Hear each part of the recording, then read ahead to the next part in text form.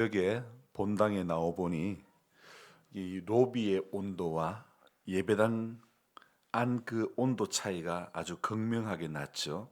왜 이렇게 실내 온도가 낮을까 하여 보일러실에 가보니 점검에 불이 들어와 있는 거예요. 보통은 실내 온도 조절기에 에러 코드가 뜨는데 그 LED 창에 그냥 숫자 12만 나와 있지 전혀 작동이 되지 않는 거예요. 그래서 다시 한번 껐다 켜니 이게 또 가동이 되는 거예요. 그래서 어, 가동이 되는 것을 보고 성경을 읽고 묵상글을 다 적고 사택으로 돌아오는 길에 아무래도 또 안 따뜻해진다 싶어가지고 다시 보일러실을 가보니 다시 숫자 12만 표시되어 있고 점검에 빨간 불이 들어와 있는 거예요. 그래서 다시 버튼을 누르니까 또 작동이 되는 거예요. 이상하다. 왜 이럴까? 그래서 새벽기도 직전에 또 보니까 또 가동이 안 되는 거예요. 그래서 하는 수 없이 스마트폰으로 AS 신청을 했습니다. 제가 알고 있는 그 에러 코드는 거의 03이 제일 많이 뜨는데 실내 온도 조절기에 숫자 12가 나오니까 이게 온도냐 뭐냐 이게 이해가 안 되는 거예요. 알고 보니까 숫자 12도 에러 코드더라고요. 그래서 정상적으로 점화가 안 될 때 숫자 12가 뜨는데요. 이게 어 가동을 시켜도 뭔가 조금 돌아가다가 힘이 없이 이렇게 힘이 떨어진다는 그런 느낌이 드는 거예요. 그래서 몇 번 그렇게 하다가 결국은 또 점검에 불이 들어오고 그래서 하는 수 없이 이거는 AS를 받아야 되겠다 생각을 했죠. 목회자 신년 할애회가 있어가지고 가는 길에 이제 갔다가 돌아오는 길에 기사가 온다고 전화가 온 거예요. 제가 조금 늦을 것 같으니 일을 하고 계십시오 했더니 도착해 보니까 보일러를 완전히 다 뜯어놓고 작업을 하시는 거예요. 그러면서 버너 청소를 하고 계시는데 하시는 말씀이 혹시 보일러실에 선반을 언제 갖다 놨냐고 묻는 거예요. 왜 그러냐고 물어보니까 자기도 보일러 버너를 다 뜯어놓고 보니까 이 선반 밑에 연료 호스가 깔린 게 보인다. 그 이야기를 하는 거예요. 아차, 이게 버너의 거름 때문에 아니라 연료 호스에 눌려져 가지고 기름이 안 들어갔던 겁니다. 그러니까 조금 가동되다가 기름 들어오는 양이 적으니까 또 멈추고 조금 가동되다가 또 멈추고 출장비 2만 원 달러에서 주고 나니까 허탈합니다. 왜 그게 안 보였을까? 그 순간에 왜 그게 안 보였을까? 정말 단순한 것을 보질 못하다니. 그러니까 12가 뜨면 그게 에러 코드라는 걸 모르고 그게 검색을 처음부터 했더라면 이거 연료가 원활히 공급이 안 돼서 그렇구나 금방 알 텐데 연료 호스라고는 생각을 전혀 못했던 것이 기름을 가득 넣은 지 얼마 안 되거든요. 그러다 보니까 이거는 연료 문제는 절대 아닐 거야. 음, 나중에 기사님 가고 나니까 좀 많이 황당하더라고요. 잘 되던 것이 갑자기 안 되고 아무리 생각해도 제가 알고 있는 보일러 상식으로는 이해가 안 되는 거예요. 안 될 만한 이유가 없었던 것이죠. 그래서 문제는 호수가 눌러졌던 것을 제가 보지 못했기 때문에 일어났던 일이죠. 그래서 이 기본으로 돌아가서 연료가 제대로 공급이 되고 있는가부터 점검을 했더라면 AS 출장비도 낼 일도 없고 그러니까 내고 나니까 허탈한 거예요. 돈 2만 원이 얼마나 아까운지 교통 범칙금으로 가속 벌칙금으로 뭐 3만 원 내는 것보다 훨씬 더 아까운 거예요. 보일러에 대해서 모르는 사람이 이런 실수를 했다면 그 아깝지는 않을 건데 아는 사람이 이런 실수를 하니까 너무 허탈한 거예요. 이런 걸 보고 성경에는 선줄로 아는 자는 넘어질까 조심하라 하는 것 아닐까 그런 생각을 해보았습니다. 보일러에 대해서 조금 안다고 자만했던 것이 오히려 문제 해결에 도리어 방해가 되고 만 것이죠. 우리 믿음 생활도 마찬가지인 것 같습니다. 초신자가 문제가 아니고 좀 아는 신자가 문제라는 겁니다. 목사도 그 중에 하나죠. 가장 오류를 범하기 쉬운 것이 뭐냐면 좀 안다는 겁니다. 어제 새벽 꼭두새벽 묵상 제목과 마찬가지로 우리가 종종 범하는 실수 중에 하나는 익숙한 것에서 놓치기 쉽다는 겁니다. 익숙한 것에서 실수를 범하기 쉽다는 거죠. 그러니 아무리 익숙해도 아무리 신앙생활 오래 해도 기본기가 충실하지 않으면 누구라도 그 사람의 신앙에 점검의 빨간 불이 들어올 수 있는 겁니다. 그래서 우리가 늘 하나님 앞에 나올 때마다 혹시 내 에러 코드는 뭐가 떴을까? 나는 어떤 에러 코드가 떠가지고 있는가?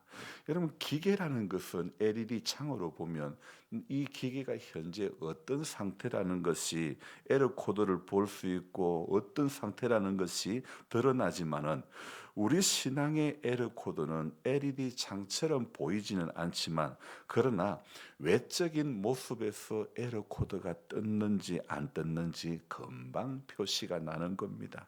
기도 잘하던 사람이 기도 안 하고 예배도 한두 번씩 빠지다 보면 빠지는 것이 익숙해져 가지고 빠져도 아무런 느낌도 없고 이래저래 봉사하며 잘하던 사람이 봉사의 자리에서 멀어지고 묵묵히 일함보다도 비판과 불평의 소리가 커져갈 때 바로 그때가 어쩌면 우리 신앙의 빨간 점검의 불이 들어온 것이고 에러 코드가 뜬 것일 수가 있는 것입니다. 여러분 오늘 이 읽었던 본문도요. 우리에게는 너무나 익숙한 본문, 어제 말씀드렸던 본문과 마찬가지로 너무나 익숙한 본문이 아닙니까? 예수님이 제자들의 발을 씻겨 주시는 일명 세족식 이야기, 정말 수도 없이 듣고 또 들었던 본문이고 주일 학교를 수련회를 거쳐왔던 분들이라면 아마 이 세족식을 연극으로 이렇게 선극으로 경험했던 분들도 참 많을 것입니다. 그런데 이 이야기 세족식 이야기는요 마태, 마가, 누가는요 성찬식을 통해서 십자가의 은혜를 강하게 표현했는데 오늘 이 요한복음의 특징은 무엇이냐면 성찬식은 쏙 빠져 있고 세족식이 그 자리에 들어 있는 겁니다. 그러니까 요한의 관점에서 도저히 뺄 수 없었던 것이 무엇이냐면 이 세족식이라는 것입니다. 그래서 저는 오늘 이 요한복음 13장을 읽고 묵상을 하면서 예수님께서 제자들의 발을 씻기시는 이 장면을 보면서 이 세족식의 본질이 뭘까?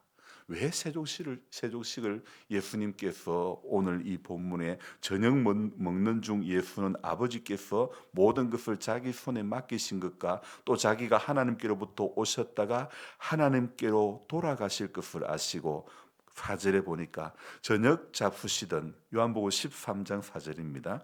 저녁 잡수시던 자리에서 일어나 겉옷을 벗고 수건을 가져다가 허리에 두르시고 대야에 물을 떠서 제자들의 발을 씻기는 이 모습. 이 세족식의 본질이 뭘까? 제가 오늘 이렇게 새벽에 묵상을 했는데요. 세족식을 통해 가지고 말씀하시고자 하는 우리 예수님의 핵심 메시지가 무엇일까? 우리가 그동안 이 본문을 많이 들여다보고 설교도 참 많이 들었겠지만은 정말 예수님께서 발을 씻기신 이 목적이 뭘까? 그래서 이렇게 이것에 대해서 묵상을 했는데요. 여러분 성찬식이 우리를 위해서 십자가의 은혜를 잘 보여주는 그런 예식이라 그러면 세족식은 우리에게 향한 십자가의 능력을 보여주는 그런 이야기라는 것입니다. 예수님은 성찬식과 세족식을 통해 가지고 주님의 그 십자가가 우리 가슴에 잘 와닿도록 형상화시켜 준 것이 바로 성찬식이고 또 세족식이라는 겁니다. 여러분 잊지 말아야 될 것은 성찬식과 세족식 이 두 의식의 본질은 모두가 우리 주님의 십자가라는 사실입니다. 그러면 십자가가 앞입니까? 성찬과 세족이 앞입니까? 무엇을 우리는 앞세워야 됩니까? 당연히 십자가이어야 하는 것이죠. 여러분 본질은 십자가라는 겁니다.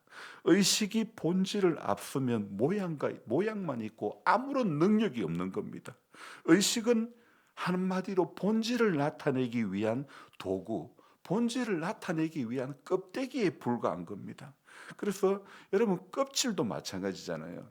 이 껍질은 나락의 껍질은 쌀을 보호하기 위해서 왕교 껍질이 있는 거 아닙니까? 껍질은 알맹이를 보호하기 위한 수단에 불과하기 때문에 기꺼이 껍질은 벗겨짐을 당해야 되는 거 아닙니까? 본질 중에 본질은 십자가인 것입니다. 모든 것은 십자가를 나타내기 위한 도구에 불과한 것입니다. 모든 여러분 기계 장비에 붙어 있는 LED 창은요, 하다못해 무슨 마이크도 여기에 조그마한 창이 있는 것입니다. 이 창은 현재 이것을 보고 배터리가 정상적으로 얼마나 남아 있는가, 여기 이 창을 보고 다 알 수 있는 현재 기계 상태를 알 수가 있는 것이죠. 마찬가지입니다. 우리는 오늘 발을 씻는 이 장면에서 주님의 십자가를 발견해야 되는 것입니다. 예수님이 이 땅에 오신 목적은 이 세상을 구원하기 위해서이죠. 그래서 예수님은 우리의 구세주가 되신 겁니다. 그리고 우리의 구원을 완성한 그곳이 바로 주님의 십자가이지요. 그렇다면 십자가야말로 가장 완전하고 가장 정말 생생한 살아있는 복음의 현장이고 복음의 본질이 바로 십자가 아닙니까? 한마디로 십자가가 우리 KBS 이 방송에 나오는 십자가가 생생정보가 아니겠습니까? 세족식은 십자가의 구원의 능력을 잘 보여주는 것입니다. 오늘 3절 4절 제가 조금 전에 읽었는데요, 그 말씀을 한번 주의해서 보십시오. 우리 예수님께서는 자신이 하나님께로 돌아갈 때가 된 것을 아시고, 그리고는 저녁 식사를 끝내고 갑자기 제자들의 발을 씻기시는 거예요. 이때 베드로가 너무 항송해 가지고 주님이 이러시면 안 됩니다. 내 발은 절대로 씻을 수가 없습니다 라고 말했죠. 그러자 예수님은 베드로에게 이 한마디를 합니다. 8절 말씀 같이 읽어봅니다. 베드로가 이르되 내 발을 절대 씻지 못하시리이다. 예수께서 대답하시되 내가 너를 씻어주지 아니하면 내가 나와 상관이 없느니라. 예수님이 씻어주시지 않으시면 깨끗함을 받지 못하는 겁니다. 더러운 죄가 해결받을 수가 없는 것입니다. 오늘도 우리가 예수님이 나를 씻어주심으로 예수님은 우리의 구세주가 되시는 겁니다. 그렇다면요, 우리가 여기서 또 한 가지 질문해 볼 수 있는 것이 있습니다. 여기에 발을 씻어준다는 것은 어떤 의미입니까? 지금 우리 다리 밑에 있는 제일 밑바닥에 있는 그 발입니까? 무엇입니까? 이 발이 상징하고 있는 것은 정말 실제 발이냐, 무엇을 상징하고 있는가를 생각해 보아야 됩니다. 여기서 씻긴다는 것을 생각해 볼 때에 우리는 씻김에서 힌트를 얻을 수가 있지 않습니까? 바로 우리의 죄를 이야기하는 것입니다. 내가 너를 씻어주시지 않으면, 주님이 우리의 죄를 씻어주시지 않으면 우리는 아무 상관없는 그런 사람이 되고 말죠. 죄가 없으신 주님의 그 보혈이 나를 씻겨주지 않으면 구세주이신 예수님하고는 우리하고는 아무런 관계가 없는 것입니다. 그래서 우리는 이 세족은 내 죄를 주님께서 씻겨주시는 십자가의 모형이라고 보면 되는 것을 아니겠습니까? 그래서 예수님은 오늘 7절 말씀에 뭐라고 말씀하십니까? 내가 하는 것을 네가 지금은 알지 못하나 이후에는 알리라, 이렇게 말씀하신 겁니다. 보일러의 에러 코드의 연료, 그 에러 코드에서 연료 부족을 보아야 하듯이 오늘 우리는 세족식 장면에서 우리 주님의 속죄의 십자가를 발견할 수 있어야 되는 것입니다. 나의 죄를 씻기는 예수의 피밖에 없네. 정말 예수님의 그 보배로운 피를 오늘 우리는 이 세족식에서 발견하고, 그 주님의 십자가, 예수의 피가 우리를 모든 죄에서 깨끗하게 해주신다는 요한일서 1장 7절의 말씀처럼 주님의 십자가의 은혜, 사죄의 은총이 우리는 오늘 이날에 더욱 우리 가슴 깊이 점이 오는, 가슴 뜨거운 그런 신앙이 되었으면 좋겠습니다. 기도하겠습니다.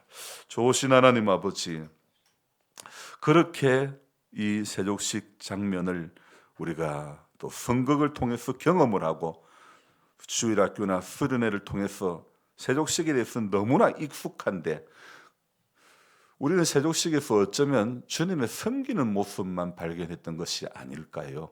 주님, 이 세족식이 보여주는 궁극적인 의미는, 본질은 십자가의 능력임을 우리는 오늘 다시 한번 깨닫습니다.